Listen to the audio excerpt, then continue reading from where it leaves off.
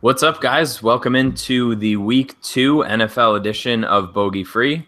I am one of your hosts, Matt Jones. You can find me on Twitter at MattJonesTFR. And joining me again this week is Steve Halupka, who you can find on Twitter at TheRealHalupka. What's going on, Steve? How are we doing tonight? Doing all right, man. Kicking off Thursday night with a barn burner, so to speak, with the Texans and the Bengals. So that's always exciting. A lot of offensive fireworks in that game, for sure. Oh, yeah. Definitely. Yeah, it's definitely going to go over, obviously. Big 3-0 right now as we're recording. But I mean, who knows? After we got off last week, who would have thought that the game would have ended up the way that it did for the Chiefs and Patriots? So you never know. That's true. Yeah, I mean, Kansas City just poured it on in the fourth quarter. So we will see, but it looks like the defenses might get the better of the offenses in this game. Yeah, that wouldn't be too shocking with Watson manning the Texans this week. But either way, we can quickly talk about last week. Obviously, don't want to spend too much time on it because, for the most part, I mean, outside of if you hit on a defense and maybe you were on Antonio, it was a pretty rough week. Throw in Gurley there too, I guess. But for the most part, I mean, I would say it was a reasonably chaotic first week. What were your thoughts on week one? Yeah, I mean, the only chalky play that hit was Antonio. And both running backs, DJ and Bell, obviously did not perform very well.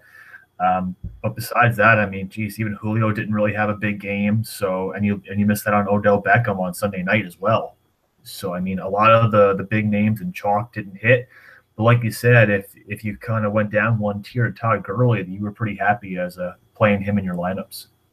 Yeah, absolutely. And speaking of Todd Gurley and the good old Rams, we had our first listener league, and Roger Casey, who is across the DFS industry as Lattice Project, he runs Fire DFS. He's been on the golf pod. I've been on his pod before. He ended up taking down the listener league, which was I'm sure a huge shock for everybody. If you've ever played him in a head-to-head, you know what I'm talking about. He's a super sharp guy. And looking through his lineup, I mean, he went reasonably chalky kind of everywhere. He was on Wentz, and he stacked him with Ertz. He had Howard and DJ. He was on Antonio. He put in Kendall Wright. I mean, he didn't really do much, but Rashard Matthews, and then the Gurley Rams stack, and that was all she wrote. He cleared the field by a good almost 18 points. So congrats to him on his win there. And actually, one of the guys that writes for us came in second there. So we got some difficult competition in there in our listener league. Yeah, we certainly do. I mean, I'll have a quick humble brag finishing. I think I finished fifth, so not too bad for my first week back on DraftKings. I'll definitely take that. So I was pretty happy with that score. But yeah, coming back for week two, let's see what happens. So it's very close to being fill that league. So excited to see what we can do against the listeners. Yeah, definitely. I mean, I put in my just woat lineup, literally my lowest scoring lineup of the week. I put in the listener league, so that was on the embarrassing side. But what are you gonna do, right? I mean, this happens in sort of larger fields. You go for upside and you miss one play, and it's basically all or nothing. So lesson learned, and hopefully I can finish a little better this week. There you go. But all right, so let's jump right in. What do you say we start off with quarterbacks again this week? Where are we going for cash this week? Anybody jumping out to you?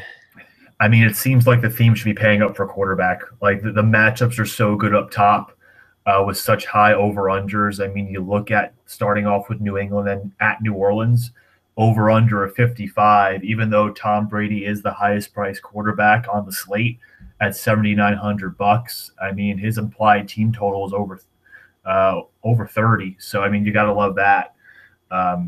So it's hard to go move away from that top four of Brady, Breeze, Ryan, and Rodgers. Rodgers, of course, being the least expensive at 7,400. But I think for cash, I'm probably going to roster one of those four guys, because they have this just absolutely sick upside. Um, what are your thoughts about those four? And am I crazy for sticking with them in cash?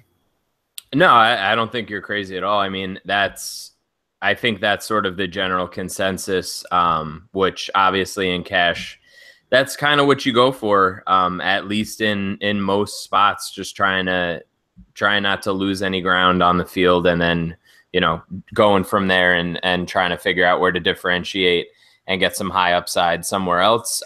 If I was going to pay down, I mean, these might be more leaning towards GPPs, but I don't mind them in cash, or vice versa. I'm sorry. More leaning towards, somewhere in between cash and GPPs for me, but I wouldn't mind throwing Phillip Rivers into some of my head-to-head lineups or something like that. And then I got to ask you if I'm crazy, because I kind of want to get a little exposure to Tyrod this week as well. So what are your thoughts down there in that range? Yeah, I mean, in the kind of 5,000 to 6,000 range, it's kind of tough. I'm not a huge fan of Tyrod, especially on the road this week playing Carolina. Carolina's defense, I know it was against the 49ers, but they did look to be improved versus last year. I just don't think that passing game can really get a whole lot done with the weapons they have right now in Buffalo. For any quarterback under 6K that I'd be looking at, it's tough. I don't want to go back to the Sam Bradford well, even though I think they'll perform pretty well in Pittsburgh playing catch-up. I would think Rivers might be the choice there. But yeah. I hate to say it, in GPPs, I might go back to Carson Palmer. I know he was so atrocious week one playing Detroit, but they're playing the Indianapolis Colts, who made Jared Goff look like the second coming of Dan Marino. So I mean, I don't think he can be that bad again against a team that basically has no secondary without Vontae Davis. Right, and I mean, whoever they're going to throw in a quarterback, they're not going to be able to sustain drives anyway. So I'm fine with that too. I mean, he did look pretty bad, and it looked. I didn't check the practice reports today, but it looked like John Brown was a little nicked up and was limited yesterday.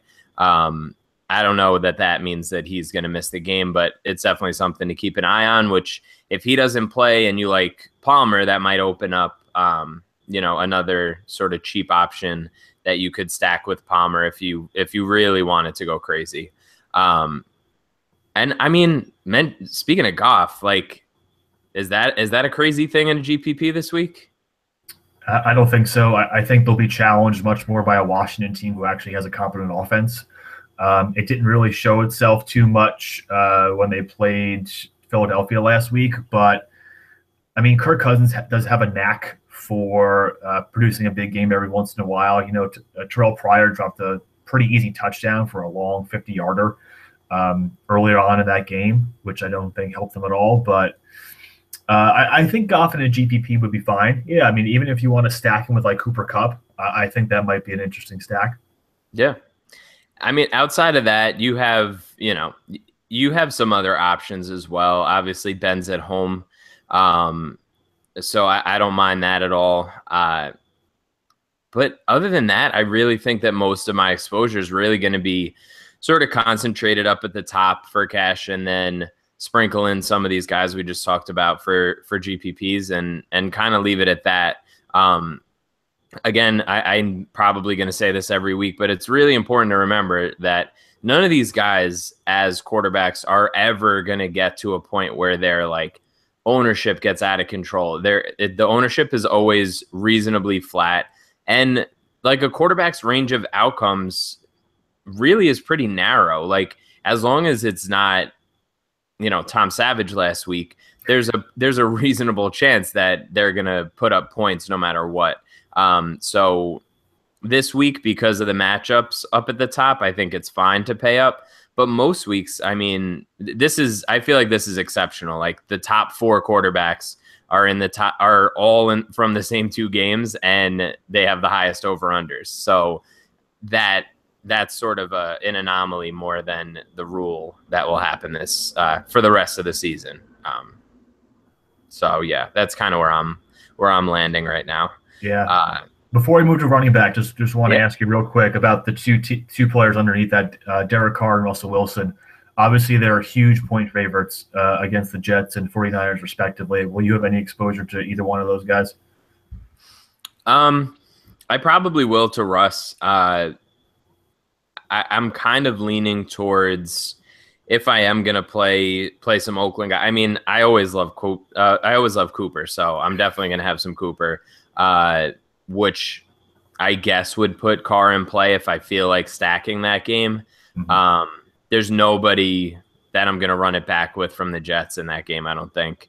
And I'm also kind of leaning towards, which we'll talk about in a minute, but I mean, Lynch looked like vintage Lynch. So, yeah. so I'm perfectly fine. I'm fine with Carr because I do think they'll put up points, but if Lynch ends up running in a couple of touchdowns, that could really limit Carr. So I guess we'll have to see, what we think game script wise, how that shakes out. But I'm fine with both of those guys. Cool. So yeah, let's head over to running backs. Obviously, David Johnson was the highest price, but he is on the IR for at least 2 months, it seems, which is just devastating for my season-long teams. Which, if you've ever read my stuff, I'm 0 RB. I finally get the first overall pick, and I draft David Johnson, but whatever. Where are you landing in these higher price? Let's say like, I don't know, maybe 6K and up. Let's go, and let's just take a look at some of these more expensive guys.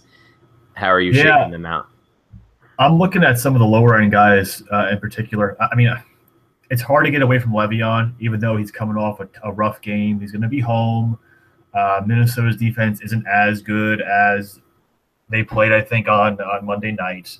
So I think Le'Veon is still in play just for that floor. I'm not as big on Shady this week, even though he'll probably be the majority of their offense. Same thing with Zeke. I'm not a huge fan of him in Denver. I'm really kind of zeroing in on a couple players. One, Melvin Gordon. I think he looked pretty damn good on Monday. Playing against a Miami team who's got to travel across the country, and obviously we're dealing with some of the hurricane layover as well. So I really think Melvin Gordon has a good chance to reach value, especially in cash. Mm-hmm. And then I'm going to say Leonard Fournette also. I mean, dude just looked like a monster up against a really strong Houston Texans defense. So I think there's the guaranteed touch floor there for Fournette. Even though TJ Yeldon might be coming back this week to steal a couple receptions, I just think Fournette's just an absolute monster. Will get a ton of touches and has 2 touchdown upside against a team that got absolutely run over by Marshawn Lynch last week. Oh yeah, absolutely. I'm fully on board with that. I mean, just looking at the game log from last week, you could tell that that Marone doesn't really want to run. I mean, Marone doesn't really want to pass at all. So Fournette is going to be just super safe, I feel like, all year. I think his price is going to jump within the next couple of weeks. So this might be one of your last chances to really get him, at a reasonably cheap price. He's still under Gurley. I could see him leapfrogging Gurley, Hunt, even maybe Gordon, depending on the week. So I'm with you there. Outside of that, I think I'm going to fade Le'Veon. If I'm paying up for quarterback, I'm going to end up stacking with some of those expensive wide receiver options, and I'm going to have to find some value at the running back position. And I think there's plenty of it this week. So as we start to go down, I mean, right under 6K, you have, Dalvin Cook was a big part of that offense the other night. And I think Shermer came out today and said that they're looking to get him like 25 touches a week.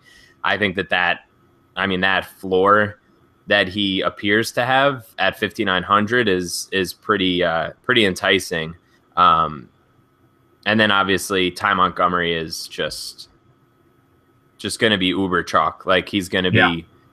I can't even estimate what his ownership is actually going to be,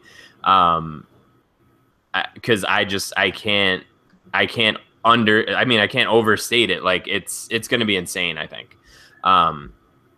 So that's definitely that's definitely somewhere to look. Is there anybody else in the 5K range that's appealing to you besides those two, or maybe you're not into Cook? I don't know. What are your thoughts there? So I'm not as high on Cook. I do think, and you alluded to him earlier, Marshawn Lynch is probably a really nice play as well for 6K, playing at home against the Jets as a 14-point favorite. He does have 2 touchdown upside for sure. Yeah. I think also in GPPs, you could try to get Mike Gillislee in a lineup. Obviously, he's not going to catch a ton of passes out of the backfield. But again, as we saw in week 1, he can score multiple touchdowns. And to give you that value and really have a large multiplier on what you're paying for somebody, he could be the guy to do it playing in New Orleans. So I think Gillislee could be nice at 5,700. But yeah, no, I'm totally on the Tymont train this week. I think he's a stone cold lock for all my cash games. Yeah, I mean, I don't know how you could get away from him, honestly. I mean, Atlanta has been historically bad over the last couple of years, giving up receiving yards to running backs. They've been the dead worst the last 2 seasons. And if you watched any of the game this past week, you saw what Tariq Cohen did to them. So just don't play around. Don't overthink it. Tymont in cash. Just do it. And I mean, I can see an argument for fading him in a GPP because of his ownership, but even there, I'm having a hard time sort of figuring out if I can even fathom that at 5,800. If he was Fournette's price, we'd be having a different conversation maybe, but 5,800 is way too low for him in that game. So yeah, I mean, as we keep going down, I think we obviously have a couple of guys who are either filling in for suspended players in Jaquiz Rogers or filling in for injured players in Kerwin Williams. Javorius Allen is going to have an expanded role this week. Are you trusting any of those 3 guys? The only one I think has a very safe amount of touches built in is Jaquiz. I don't think Charles Sims is, besides being a third down back, will really cut into the actual rushing workload that Quiz will get. Buck Allen, even though he out-touched Terrence West, most of his touches came when the game was way out of hand, and Baltimore was just eating away the clock. So I'm not as big on Buck Allen, even though he's probably going to catch a few balls this week. So yeah, I'd probably say Quiz might be the safest there, even though I'm really not looking forward to playing him in cash. Right. I mean, it's pretty gross when you think about it. But I mean, Cutter gave him a reasonable opportunity last year in his limited games that he was sort of the featured back there, and I think we can project that to be the case again this year, at least for the first couple of games while Martin's on suspension still. As we go down even a little bit further, I am going to have James White like all over the place in GPPs. I think he's an excellent play this week. It's a good way to get a little bit of exposure to that game. And I think he's going to be pretty heavily involved. What are your thoughts on White? Yeah, so I like White, and I also really like Alvin Kamara at 3,500. Yep. We saw when the Saints got down, it was a ton of Kamara and Ingram. So being a very value-based play there to fit in some higher priced players in other positions, I think you can do a lot worse than putting Alvin Kamara in your lineup. We saw he's kind of taken over that passing downs role, and they even have him run the ball a bit as well. So, yeah, for 3,500, man, I like Kamara a lot in GPPs. That's not to say I don't like James White as well. I think White will certainly be involved in a really high-scoring game. But yeah, I think I like Kamara just a bit more, actually. Yeah, and that's fair. I mean, we saw what how they featured him. I mean, he outsnapped I mean, I almost outsnapped Adrian Peterson last week, True. but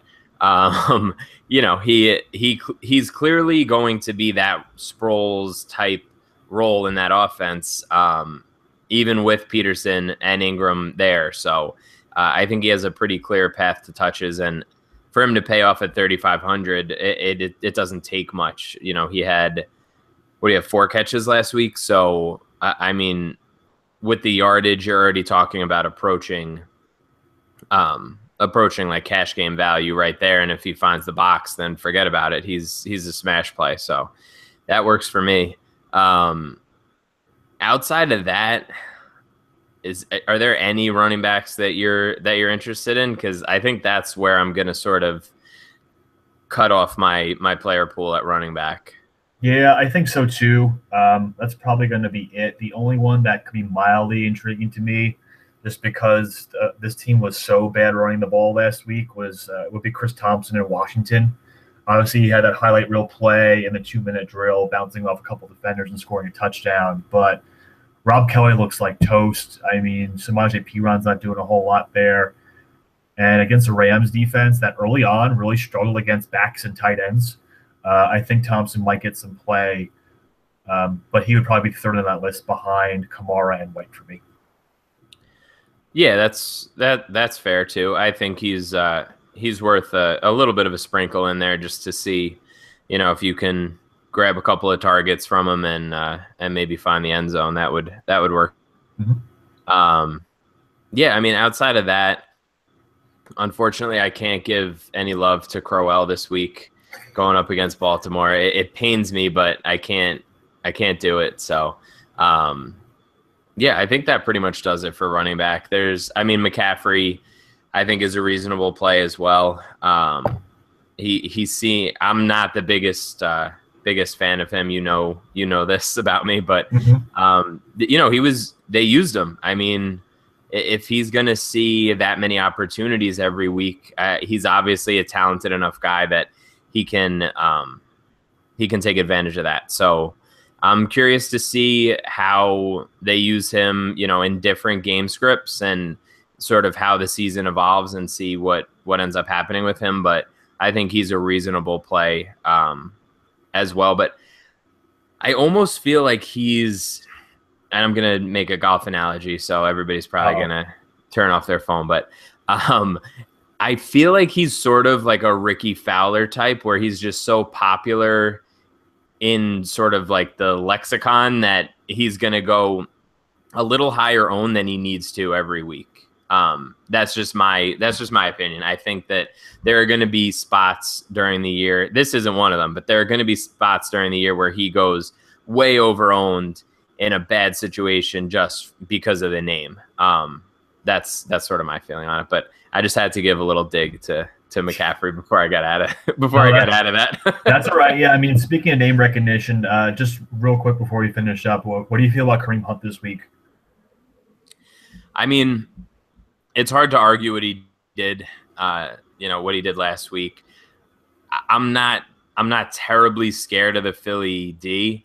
And if they're gonna include him, give him the touches that he saw and the usage that he saw against New England, I don't know how you can't play him. That being said, he did break off a couple of long plays, obviously, which you can't just throw out. But I think he was only in on like 57% of snaps or something like that. It was like way lower than I thought. So he got opportunities when he was on the field, but he wasn't really, he wasn't like pushing 70% snaps or 75% snaps. So that's definitely something to keep an eye on. If his efficiency isn't super high and he's only going to see 55-ish% of snaps, then he's going to be somebody that regresses a little bit. So I just don't see how like Hunt can be that efficient and Hill can be that efficient with Alex Smith. And like Kelsey's going to factor in at some point. So I'm very curious to see how that game goes, because it feels like the Kansas City New England game was like a month ago at this point. Right. Yeah. How are you landing on him? Are you high on him this week?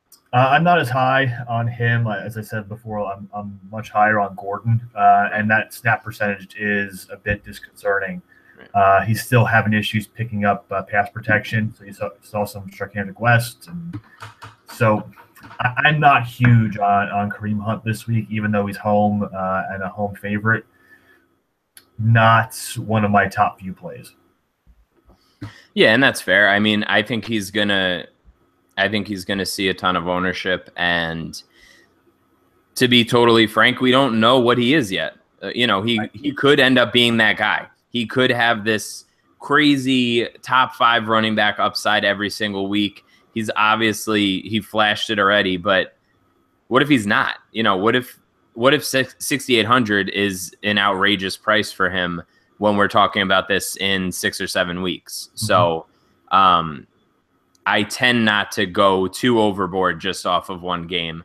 And with reasonable options around his price, like you said, I'm fully in just on the Chargers in general this week. So I don't know how much exposure I'm going to be able to get to Gordon, because as we transition into wide receivers, I like Keenan Allen a ton this week. But yeah, I think he's not somebody that you're just outright fading, because he clearly showed that he's talented last week. So, right. All right, so let's roll over to some wide receivers. And yeah, I mean, we have the two guys at the top that this is sort of like the David Johnson, Le'Veon Bell decision last week to me. Mm-hmm. Between Antonio and Julio, what are you able to differentiate between these two, or are you gonna like sort of split here? I think I'm leaning slightly more towards Julio, to be honest. I know Antonio is home, and Ben usually plays really a lot better at home, but that Packers secondary is just so bad, man. Like, yeah. They're so awful. And Julio's coming off of just an average game against the Chicago Bears. I really think he's in for a bounce back. I mean, super high over-under, too, of almost 54 right now. I think after only seeing 5 targets in the first week, it's like, okay, let's get Julio back into things. Let's really get him going in a game where they're going to have to keep up with scoring with the Packers. So I think I'm going to have a slightly more exposure to Julio than I am Antonio. But, I mean, geez, you can't argue with what he did week 1. Yeah, I mean, for Antonio to put that point total up without scoring just shows you how useful he is, in fantasy in general. So I'm with you. I think they both see a bump in production when they're at home. I looked it up before for the article. It looks like Antonio's about 5 points better at home in the last 3 years, and Julio is like 2 or 3 points better at home. So they definitely will benefit from that. I'll probably go with Julio too, just at the Dome. I think that game, even though the point total is 53.5, I think that game could still go over. Mm-hmm. So I'm fully on board with that. And then as we keep going, we got the Brandon Cooks revenge game. So that's right. That's all we need. What are we thinking about that narrative street this week? Oh man, I mean, it just seems like such a great situation for him to just have a monster game. Like, it's 5 or 6 catches, 150 yards, and 2 touchdowns is such in the realm of possibility against that New Orleans defense. Obviously, moving up, he's 8,200, so you are getting some savings versus Julio and Antonio. I just don't know roster construction wise if it's going to be really easy to get 2 out of those 3 in a lineup. Right. So maybe in GPPs where you're really finding some value plays somewhere, you can get Cooks and Julio or Antonio into a lineup. But I think for cash games, I would rather have Julio. Yeah, for sure. And this is, I mean, people, I have a feeling that people may overreact to the week that happened last week with defenses. You can get away with, we'll talk about it at the end, but you can definitely get away with a couple of these cheaper defenses this week and just hope for the best, because so many of these guys are in such good spots that you really do want to have some exposure to these, insane over-under games. Like 53.5 doesn't happen every week. And then you got 55 for the New Orleans game. So it's definitely something to think about, just sort of punting D, punting tight end, and just paying up everywhere else if you're not going to go with, with like Gronk or somebody. Then out of these this next range, any strong takes? Maybe these next, like all the way down to 6,000. So from like Cooper to Pryor.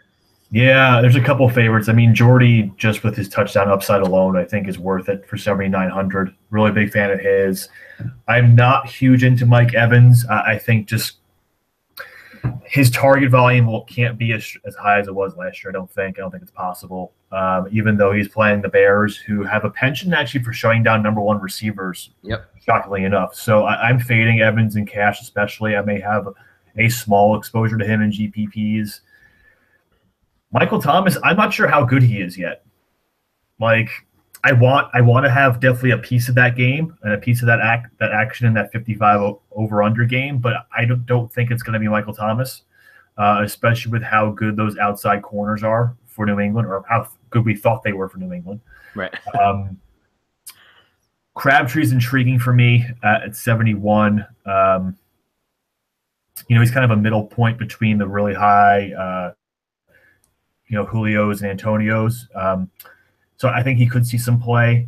And then just lower than that, super in on Fitz. Like, if Fitz doesn't see 15 targets this week, I don't know what's going to happen. Because, I mean, like we said before, John Brown is banged up. He didn't practice today. He's got a thigh issue. David Johnson, who was second on the team in targets last year, is done. Like, Larry Fitzgerald, from a pure volume play, might see the most targets out of any receiver this weekend. So I'm all in on him in cash.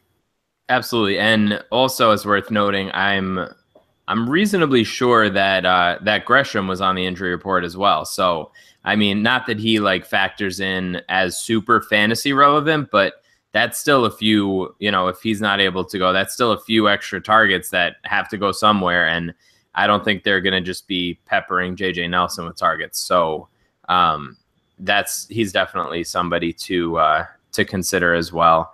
And I'm fully like 1,000,000% with you on fading Mike Evans. I looked it up before. He's played a total of 3 games in his career against the Bears, and I think he's like only averaging 11 PPR points. Like, I think 5 or 6 points less than his career average outside of those games. So I'm fully with you. I think that's something that people will probably hear this week, but then they go, oh, well, yeah, Chicago's good against wide receiver ones, but it's Mike Evans, so it's fine. And I don't think it is fine. I think for $200, I'd much rather have Jordy and get a little exposure to that game. And then if not, I mean, I'm fine with anybody else in the range that you just mentioned as well.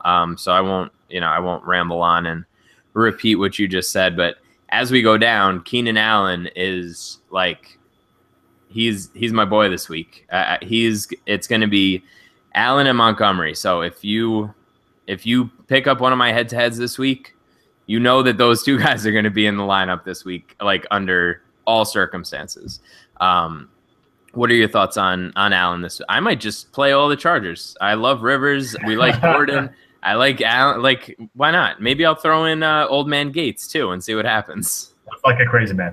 Old Man Gates looks like he's about 75 right now. Oh my God, he aged like a decade in the offseason. It's brutal. It's ridiculous. Yeah, but love Keenan Allen. I mean, just target monster, even against a really stout pass defense in Denver. Still got double-digit targets, which is pretty insane.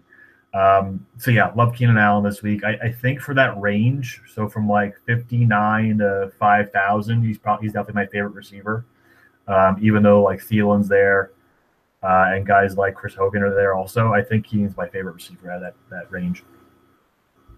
Yeah, I can get on board with that too. I think a lot of people are going to end up on Hogan trying to get a part of that game, and I don't know, man. I was very underwhelmed with with his first game. So I'm curious to see if they try to get him more involved this week. I do think that that Landry could make an interesting play this week. As much as I'm not really super high on him, I think that the Chargers cornerbacks obviously are, I don't know, probably top 5 pairs of cornerbacks in the league.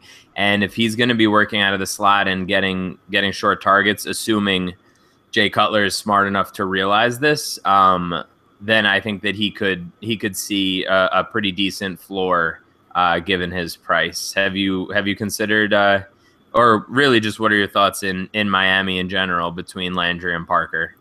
Yeah, I mean, I had the two. I would probably take Landry. I know on Pro Football Focus's matchup chart, they do have Jason Verrett kind of locking down the Kenny Stills. I mean, he's quick enough to play the slot, so I don't know if he's going to stay directly outside and match up one-on-one. So I'm kind of apprehensive about the entire Miami offense in that game, outside of like playing a little bit of Jay Ajayi, just because they're still a run-first offense. They're not. I don't think they're going to get blown out to where they have to just completely abandon him. And those two corners, they're so damn good, man. Like Casey Hayward and Verrett also, they're really, really good players. They were kind of worn down by injury last year, but I would be really apprehensive about playing either one, Landry or Parker. Yeah. Yeah, that's fair. And yeah, through the rest of that range, down to 5K, I'll probably take a couple shots at Macklin. I mean, he wasn't terribly involved. I mean, he actually was kind of involved, but there wasn't a ton of volume because what Flacco throw like 17 times or something ridiculous, I think, last week.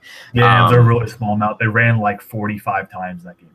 Yeah, so I mean, and obviously Macklin got free on a play and scored, but I mean, I think he could do some damage against Cleveland this week. And as you saw last week, it really only takes one play. So I think he's worth a look. I'm not trusting him in cash because I don't think the volume's there. But yeah, so sorry, I just got distracted by Deshaun Watson running in a touchdown. There you go. Damn, that was such bad defense too. Jesus. All right. Yeah. So, and then as we keep going, I really like Deshaun Jackson this week. We just talked about how well the Chicago defense plays against wide receiver ones, which just means, you know, if Winston is going to be paying attention and he can find him on a play and get behind the defense, I think he's a reasonable play this week. It's also hysterical to me that Deshaun Jackson, Pierre Garçon, and Jamison Crowder were teammates last year, and they're all the same price this week. They're all right next to each other in my spreadsheet. So that's like a nudge. That's like such a DraftKings nudge to say, "Hey, look what we did. We're being cute." I also have them in season long on the same team in like 3 different places. So why would you do that to yourself? Oh, come on. We'll talk about that later. Okay. I mean, they're 3 completely different players. We get that, but yeah, I mean that's just I feel like it's a headache, a huge headache week after week. Oh yeah, well, of course, but luckily on DraftKings we're gonna win all the money with Jackson this week, so it doesn't matter. Okay, I should be prepared for our GPP lineup to have Deshaun Jackson. And okay, I'll mentally prepare myself. Yeah, all right. So as we keep going, what do we think about? I mean, I like both of the $4,100 receivers this week with Kupp and Davis. Are you leaning a particular way if you're going to play one of those guys? Yeah, it's probably Kupp over Davis. Man, Jacksonville's defense scares me. Like they could end up being like a legitimately top 5 defense in the league. They have a superstar at every level of defense. But I mean, between both corners, defensive line, Calais Campbell just seems like a man possessed since he's there now. Their linebackers are really strong as well with Telvin Smith and a couple of other guys like that. So I think I'd be leaning towards Cooper Kupp. I know it's Jared Goff. I know it was probably an aberration last week against the Colts, but Kupp was involved, man. He was involved. He did catch the touchdown and also dropped another pass, but He seems like Goff's safety blanket, and if you're looking for volume, that'd be, I think, the way to go. Yeah, I mean that works for me because I have him in Dynasty everywhere, so I'm perfectly fine with that. I agree too. I think that, I mean, obviously Davis had 10 targets last week, which was, if not the highest, one of the highest for wide receivers this past week.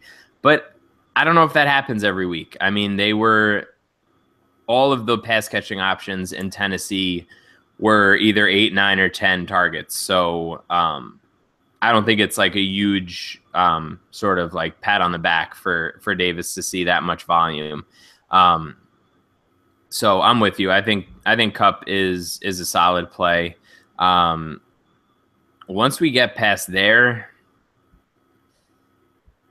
I mean, is there anybody that's jumping out to you here? I mean, it gets pretty gross pretty quick once you get below 4K, unless I'm missing something. Yeah, I mean, it is. It's pretty ugly. The only thing I would say, if John Brown does not play on Sunday, J.J. Nelson could be interesting at 38. Marquise Lee at 38 could be, but I don't think he's going to get the volume that you would want for a play on DraftKings, especially. I mean, below that, man, it gets ugly real quick. Shot in the dark, potentially as a flex option, Ryan Grant from Washington. Mm-hmm. He's clearly the number 3 receiver there.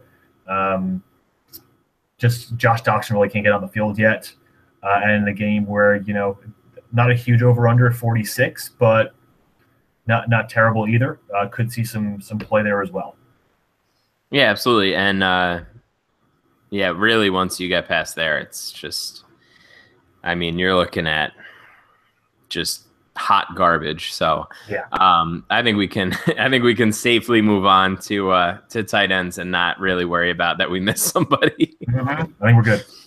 All right. So speaking of tight ends, we have, I mean, I'm having a hard time figuring out where I land because I like one or two super cheap options and I like a couple of the really expensive options. So I don't know where, where roster construction is kind of gonna land for me. But how are you viewing the tight end situation this week? Yeah, I mean, the big question is to Gronk or not to Gronk, right? Like, right. He's 6,900 coming off a really rough game, but I think out of all the receiving options in New England, he might be my favorite. Just they have nobody that could even remotely match up anywhere near Rob Gronkowski. Like, it's just, we said it probably, I mean, last week, the Chiefs at least had Eric Berry for most of the game. So it wasn't as bad of a matchup on defense, but I mean, New Orleans just has no chance. And especially coming off a game where he really was held in check, I would say he might be have a good chance to really make a stand here and come back on that one.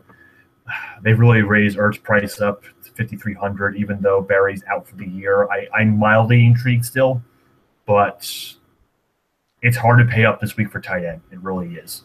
Yeah, I mean, if you had to guess, like, this is something that I've been tossing around too, because I think objectively, Ertz going against Kansas City without Berry is obviously better than you would think, right? Mm-hmm. So, but when you go to DraftKings and you click through the tight ends, it's still going to show, that they're reasonable against the tight end position. So, where do you see ownership going? Because he was wild chalk and he was successful last week. So is there a chance that he still sees high ownership even at that price, do you think? I think it's going to be hard to get him like 20% or higher. Right. Just because it's like what we were talking about before with roster construction, you're going to want to have a high price quarterback. You're going to want to have 2 of probably the top 10 or 12 priced wide receivers in your lineup. There are going to be people that want to roster, Le'Veon Bell and Ezekiel Elliott. So getting that mid-price tight end at 5,300, it's going to be real tough to fit him in. So I can't foresee him being over 20% owned at all.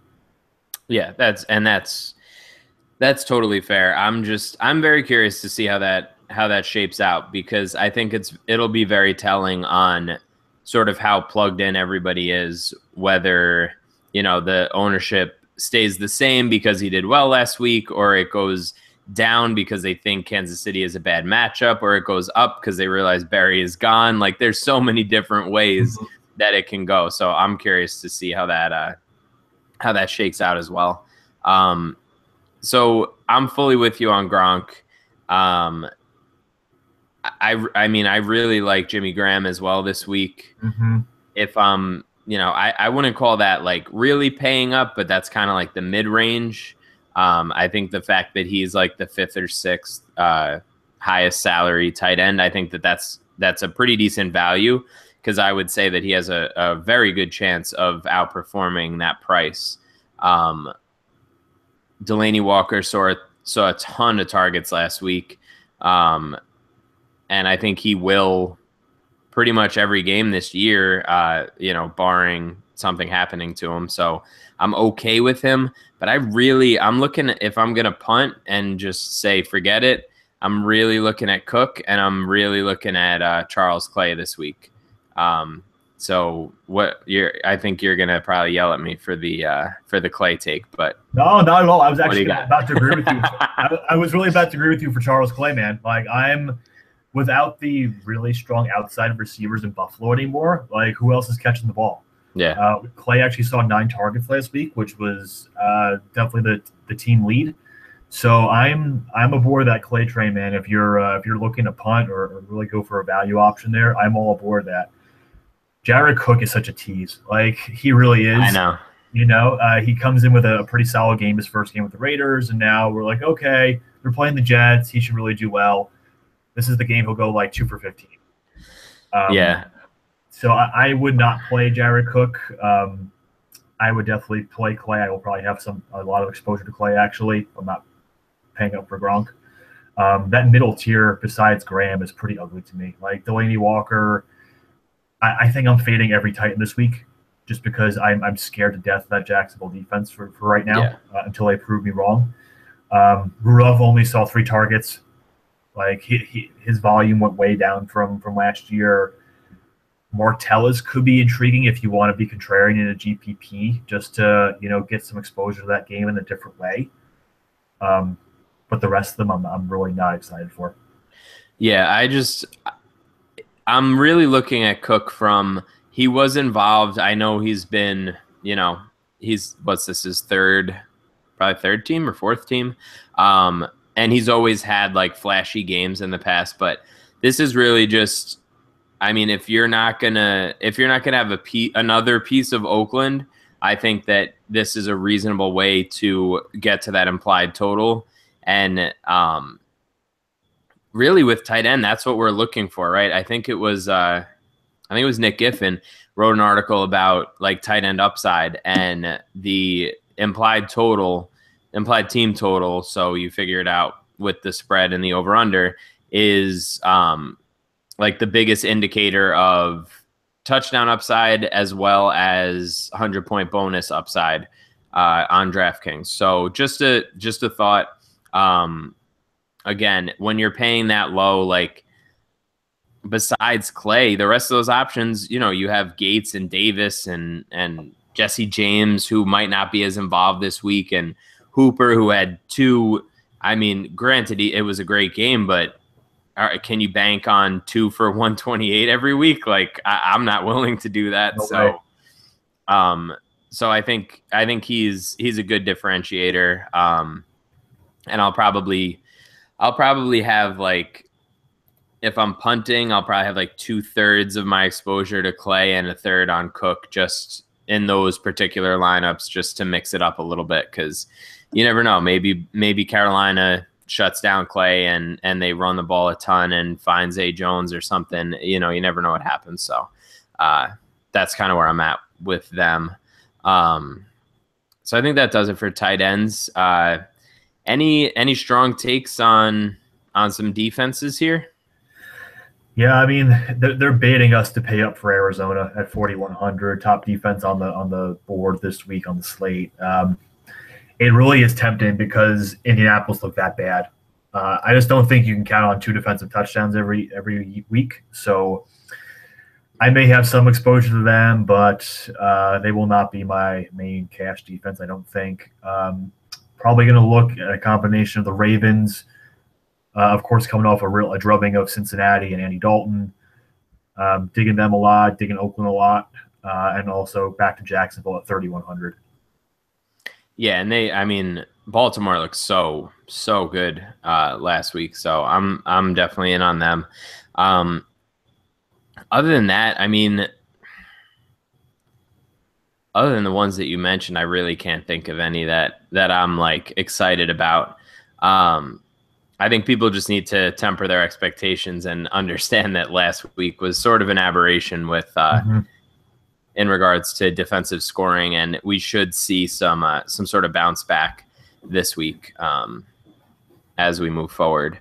So, all right. So, what do you say we get into a couple of our favorite stacks, and then build a lineup and watch the second half of this horrific 10-6 game? Sounds great, man. I'm in. All right. So, what are you starting off with your stack? Yeah, so stacks. It's so open this week. A lot of really nice stacks with quarterbacks and receivers. So I'll start there, and probably a lower owned one on the receiver side. Aaron Rodgers with Devontae Adams. Adams saw a ton of air yards last week, even though he really didn't convert those into receptions. So even though he was perceived to be third on the depth chart behind the emerging Randall Cobb, or re-emerging, I should say, Randall Cobb, I really like Devontae Adams with a couple deep balls, especially in the GPP with Rodgers. That'd be my first one. Should we alternate, go back and forth? Yeah, sure, we can do that. If I'm going like really low owned and you're gonna get I don't know how low owned it'll be if people get on Clay, but I don't mind Taylor to Clay, honestly. I think it's not a cash play for sure, but in a GPP, I think that gets you to be reasonably differentiated. And like you mentioned before, if nobody else is going to catch passes for Buffalo, you have a pretty good shot of accessing a lot of the touchdowns in Buffalo between Tyrod's legs and Clay's sort of upside in that department, because Taylor obviously trusts him. So that's where I'm thinking about playing a little bit this week. Yeah, another stack, probably for GPPs, I'd say Russell Wilson and Jimmy Graham. Talking about another tight end and quarterback. Graham, of course, has that red zone upside you look for. Russell was running again, which is a great sign. Didn't really do a whole lot with his legs, but he wasn't hampered in any way, right, moving around the pocket. So can get you some rushing touchdown upside. And then Jimmy has that double dip touchdown upside as well. Yeah, definitely. And then I would also throw some Rivers to Allen stacks in there as well. And as we talk about this, just when you are stacking a quarterback and wide receiver, don't really worry about the stacks sort of ownership. I think that people get caught up on that a little bit, but there's such a small percentage chance that you're going to hit on the same exact stack with the same exact rest of your lineup that you're going to end up with a duplicate. So just keep that in the back of your head. Like, it's not necessary to sort of really try to differentiate your stacks. Like, go with the stacks that you feel the most comfortable with, I think. That's kind of where I land on that stuff. Any sort of different stacks, like any running back and D stacks or anything like that? Yeah, we talked about him a little bit earlier, but Marshawn and the Raiders D, I think, could be a nice one this week at home playing the Jets, double-digit favorites. Like you said before, man, Marshawn looked like beast mode, especially near the end of the game, trucking guys right and left. Like, he looks to be fresh, motivated in the first game back for his hometown team. I know it's kind of like narrative street that we really don't like to talk about, but I'm kind of liking that one at Marshawn at 6K and then the Raiders defense as well. Yeah, I mean, just seeing him, he just ragdolled a a defensive tackle. Yeah. I forget who it was I think it now, was Joel but Casey, right? yeah, that's who it was. It was Casey. And I was just like, oh my God, these poor humans in front of him. Like, even when there's nobody, even when there's not a defender there, he's like running violently. You know what I mean? Like he's just waiting to like smash into somebody at all times. And it's just so fun to watch that he's actually, I mean, I don't know if he makes it the full season doing that at his age, but it's so fun to watch him do that right now. So just enjoy it while you can, because who the hell knows what's going to happen with his health. But right now he looks pretty damn good to me. Yeah. And then also, just to wrap up the stacks, I was kind of thinking, I mean, we like Fournette and we like the Jags D, so why not get a little bit of exposure to that as well? I think that's a good correlation there. In not the lowest over-under game, but it's definitely, bottom third for this week. So that's something to consider as well. Like it. All right. So what do you say we build another lineup and get out of here? Sounds good, man. Should we start with your two? We'll just throw in Tymont and Keenan. Perfect. Love it. All right, we got Tymont, we got Keenan. All right, and we still have a ton of salary left. So where are you going next? Let's see. We want to stack it with Marshawn and the Raiders defense. I'm good with that. Yeah. All right, let's do it. All right. Yeah, I mean, so then we have to sort of pick where are we going? Should we throw in Rivers for Allen, or should we go with a maybe try to get some exposure to that New England-New Orleans game? I think so. I think we need some exposure. All right. So why don't we? You know what? I kind of want to see how it goes paying up for Gronk, and seeing how the rest of the lineup shakes out, if that's cool. Yeah, man. Let's do it. All right. So we got Gronk in there. Should we stack them with Brady, or are we thinking? I'd say, yeah. Let's just go ham. Let's go Brady. All right. So we got two wide receivers and a flex left. We got about 4,700 per spot. So we got to find some value now. I think a running back, man. What do you feel about Kamara for GPP? Perfect. Run it back with him. Yeah, run it back with Kamara. Makes sense to me. All right. So we got two wide receivers left. 5,300 average remaining, and I think if we're gonna go, I'm not gonna hamstring you with picking somebody expensive here. So why don't we go? Screw it. Why don't we go Cup? I'm in, man. Let's 4,100. So that means we got 6,500 left for our final wide receiver spot. Fitz, baby. There you go. Fitz. Perfect. Volume. Love it. That's a solid lineup. I really like that, actually. I like that, man. And we did that much quicker than we did last week. Yeah, we did. Well, I think there's a lot of plays that we really like this week. My only concern is we have, besides timeout, we have no exposure to that Atlanta game. But yeah, but I think that's fine. I think if the Saints have to play even a little bit of catch up and they have to, go with Kamara and keep him on the field, give him a couple targets, I think that's a solid lineup. Yeah, man, I'm digging it. I like this one a lot better than our week one lineup. Yeah.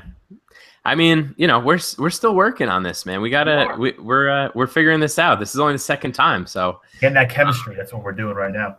Absolutely. So we got to turn this into a big win this week. Speaking of that, if you're listening to this right now, there's a reasonable chance that the Listener League has already filled, because I believe there's only one spot left as of right now. We'll probably open it up a little bit more next week. I just want to make sure that it filled 2 weeks in a row, and then we'll bump it up again. So we'll do that. Outside of that, I mean, just make sure you guys are following us on Twitter. You can find Steve at The Real Holupka. You can find me at Matt Jones TFR. Outside of that, you got anything else, Steve? No, man, get that money. All right, let's do it. See ya.